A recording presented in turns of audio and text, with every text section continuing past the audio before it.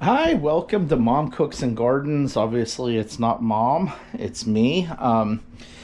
So, what I'm going to do today is I'm going to try to make, with not everything in its ideal ratios, I'm going to try to make a Moroccan chicken, and then we'll serve it over rice. You cook it slow and low. I don't like it in the crock pot because the water that you add, it tends to dilute everything and it doesn't have any taste. So I'm going to cook it, and I'm using this camp stove. It's an old Griswold piece. I got it at a garage sale or something, but I'm using it more in the sense of a tall skillet than a that's how I'm thinking of it. I just want to be able to cook it slow and low, and I just want it to break down over the course of a few hours.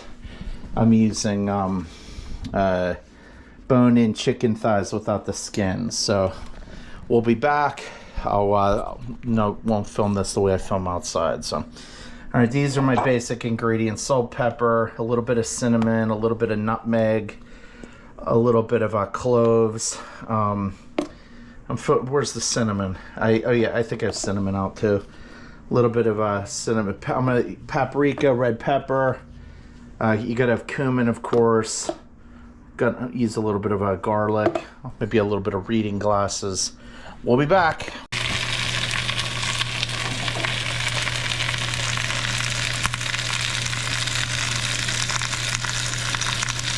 I want to brown this a little bit.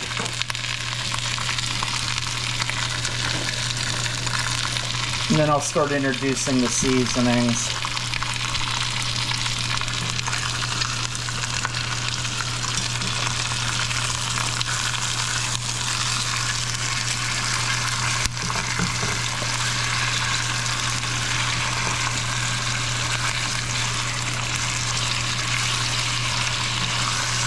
You later introduce olives into the mix, so I'm going to be judicious about my adding salt, but I do want to add some. A little bit of Himalayan sea salt.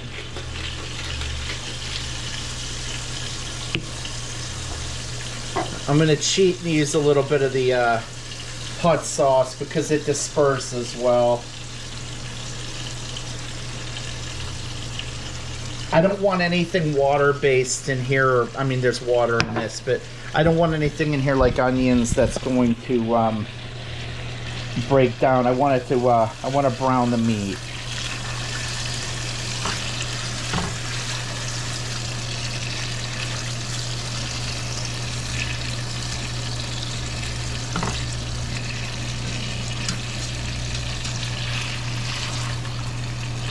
So far this is going to be pretty simplistic. All right, I'm going to cover this under heat. I have it on low medium. This is a slow and low process, this dish. It's not instant gratification. So I'm going to cover it and try not to burn my stupid tongs. All right.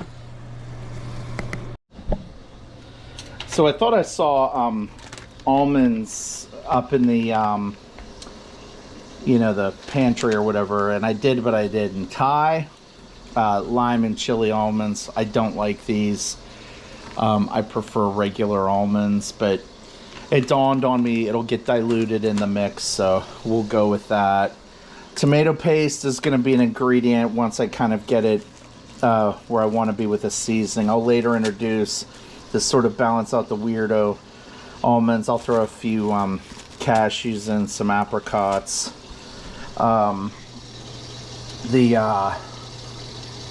You put a little bit of allspice. I try not to cook this way where you put in a little bit of everything, but that's just sort of how Moroccan cooking goes. Moroccan cooking is amazing. Even for Middle Eastern food, it's fantastic. And Middle Eastern food, to me, that's what the French eat when they're bored with French food. So that should give you a hint. If you haven't eaten Middle Eastern food, eat Middle Eastern food. If you have eaten it, eat more. Alright, so I'm making pretty lame fried chicken so far.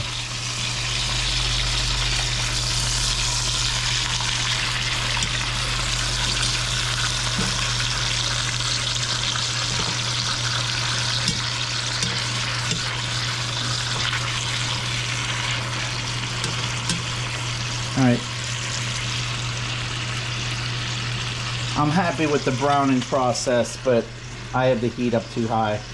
Now I'm going to start working on getting the seasoning in. And then after that, I'm going to crack open a can of the tomato paste, and then I'm going to spread that over with a spoon. But I want it to stick, and then I just want it to cook slow and low. So I'm going to mix this amalgamation of different spices. The stars of the show are going to be garlic and cumin, and then these other ones are going to be at much lower portions. What's this one again? Allspice. They have to be in there or it won't taste right, but they're not going to be as prominent. The paprika and the the liquid version, the red pepper sauce, they'll be more prominent as well. All right, the temp dropped down. All right, we'll be right back. All right, we're gonna hit it with the red pepper sauce again.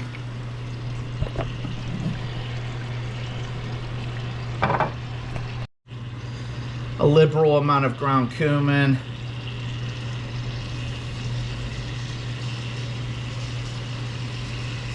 I used to, when I was younger, I had a second coffee grinder that I only used for cumin seeds. I would heat them up in the skillet to bring out the oils, and I would run them hot right through the grinder, and then I would cook with them. But I've gotten lazy in my old age.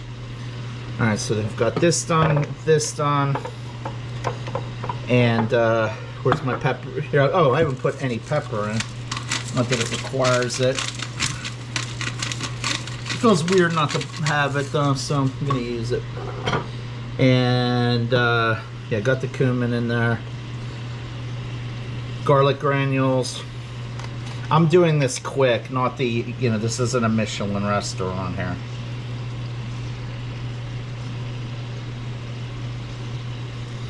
All right, now I'm gonna hit it with lemon. I wish I had fresh. I just haven't had the time to shop for stuff, so I'm just using what I have on hand. Don't shoot me.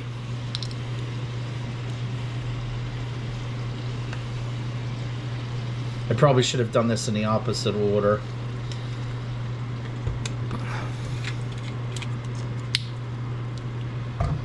All right, now I'm going to cover this before I add more of the seasons. We'll be back. Yep. All right, so my dogs are gangsters. So say hi to Mom. Mom cooks and gardens. Hi. She's been busy today. So, anyways, we're throwing some apricots, some cashews, and some those Thai lime things. The lime, and I forget what else it had with it. Chili. It's chili. Theoretically, they're in the dish anyways, and I'm hoping that the broth will dilute them. So I'm going to put these over here to keep them out of the way of my gangster dogs. Now let's see where we are with this. Probably not very far because I'm keeping the heat low. Oh no, okay, it's starting to come back up in temp. You can see a little bit of a broth developing there with the olive oil. Probably, tallow or whatever from the chicken breaking down. It doesn't bone in. And of course, some butter, olive oil, blah, blah, blah. Now what I'm going to do is I'm going to season. I'm going to make another round with the primary spices, the garlic, the cumin.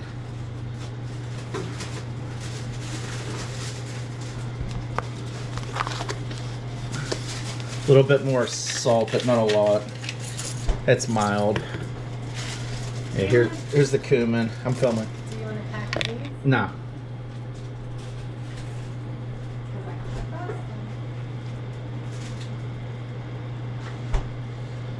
So this is what we are looking like right now. It is a spice heavy dish, and I'm gonna let it cook, and then we'll be back where I'll start to introduce the secondary seasoning, and then we will after that cooks, then we'll throw the tomato paste in. I'm also, next pass, I'm gonna put some more of the lemon juice in. We'll be back. All right, so here's where we are with this butter and olive oil emulsion, or whatever you want to call it.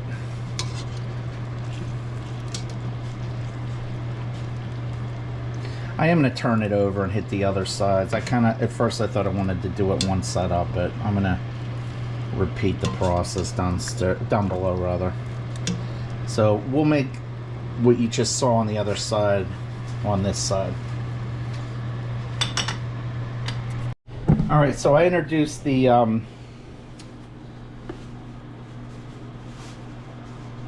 need my glasses. The ground, oh yeah, the ginger. I threw the ginger in, the cumin. Now I'm going to get the garlic on. So the bottom's going to be the top because I want to get this moving so it could just cook down. And then also I got to work. And once this side shows, you know, signs that it's cooking down, I will throw the tomato paste on. This is cinnamon sugar, which I do not like the idea of using, but with we probably have cinnamon, but I'm not trying to turn this into a Leonard Nimoy goes in search of low frequency spices in the cabinet, so hopefully it doesn't get all wonky tasting.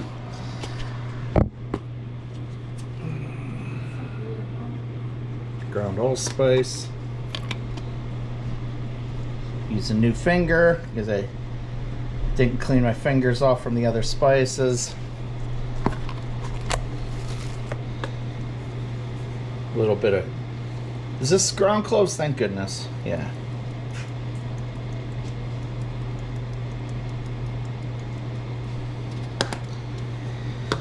Alright, so this is where we are. I'm gonna let it cook down.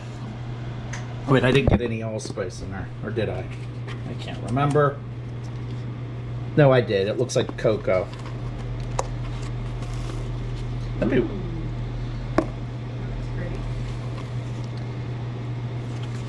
What's this one? Paprika. Yeah, there we go.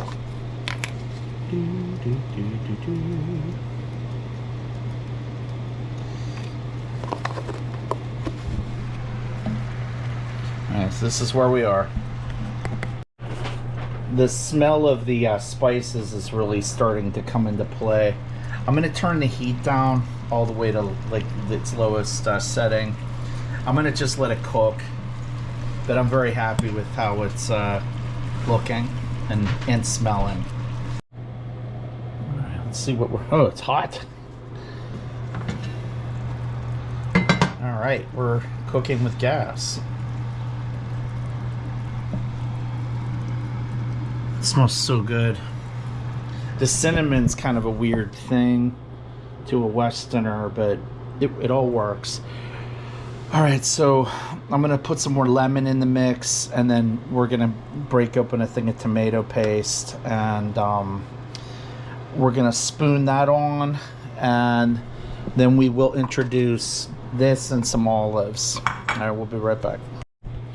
All right, so we're going to start putting the paste over the chicken.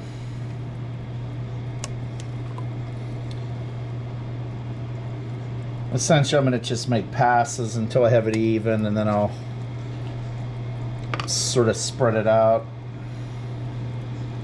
Oh, it's not an exact size. I'm going to just use my fingers to kind of get it all in there.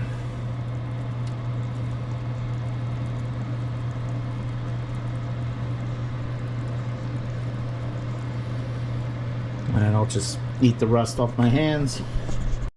I'm not in love with how I have that spread out, but ultimately the flavor is there. Then we have some olives with the pits, which we're gonna spoon in. I'm gonna allow this to enter the fold. I didn't do a very good job of dispersing it evenly, so try to fix that.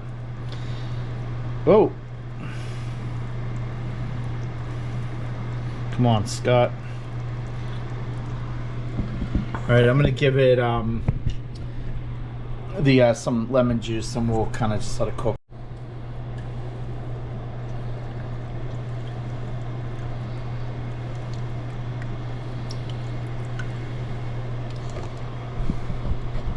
All right.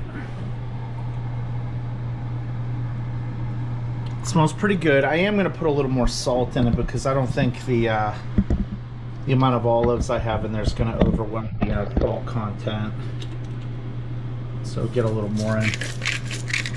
I know I should just be using kosher salt, but such is life. I save that for when the girls are baking around here. All right, I'm gonna 4:36. Hopefully by like 6:30ish, it might be possible to think about eating it. So we'll be back. All right. Pour the juices over the chicken. All right. So after 2 hours of simmering, this is what it looks like. And Mom, to her credit, checked on it because I fell asleep at my desk doing document review. And yeah, this doesn't look the same as it would in a restaurant. The color on a restaurant version of this is usually a little bit brighter. That probably has to do with me putting too much allspice in. It's not burnt, Not at all. and it does not taste nearly as hot as you might think it does. It's just very savory, and we're gonna serve it over rice, and we'll get back to you with what we think of it. I think it'll be a winner. All right. All right, here's the finished result over a bed of rice, and we will get back to you in a second with how it tastes. All right, All right. Mom's gonna dig in here. Oh my gosh, I got good tomato. Look at that. Mm. Mm. Oh, it's excellent. Honestly? Mm-hmm. Very, very good. I love the olives. And the meat is so tender, it's falling off the bone. Good. So you're legitimately happy with it? So it cooked for about 3 hours. Yeah, I think that's the key. It lets all the ingredients meld. Oh, I want a cashew. There's cashews, almonds, apricots, Oh yeah, I'm gonna have to get some of that. olives, and the rest is chicken and rice, with seasoning. It's excellent. Okay, chalk one up for me. What should people do? Like and subscribe for more. Thank you very much. Moroccan Chicken, everybody. Sorry, this video was supposed to be done. I actually like this a lot better than I thought I would. Sorry for the lighting. We're in the dining room here. Even though it had all those spices, it's not overwhelming. It's not hot. It's just savory. That dark meat, when I was a kid, everything was white meat. Now I really almost never use dark meat. Usually with Moroccan chicken, you get the chicken breast, and honestly, I think the dark meat accepts the flavor more evenly. I use very little salt in this. It doesn't taste like it's missing it, but Yeah, not at all. I'm not gonna hate it later. The only thing I had to pull out was the bone and the pit of the olive. It really cooked down nicely. I'm trying to get into using those cooked what are they called? The number 8s from Griswold. The camp, is it camp stove? What's that thing called? A Dutch oven. Dutch oven. Yeah. Mm-hmm. And when the chicken cooked down, it really released a lot of its juices. What I didn't tell Mom is I did put 1/3 of a stick of butter in, and I mixed that with the olive oil, and that really created the like juices for it. But I'm really happy with this. So please try it out. And it's not hot, it's just savory. Thank you.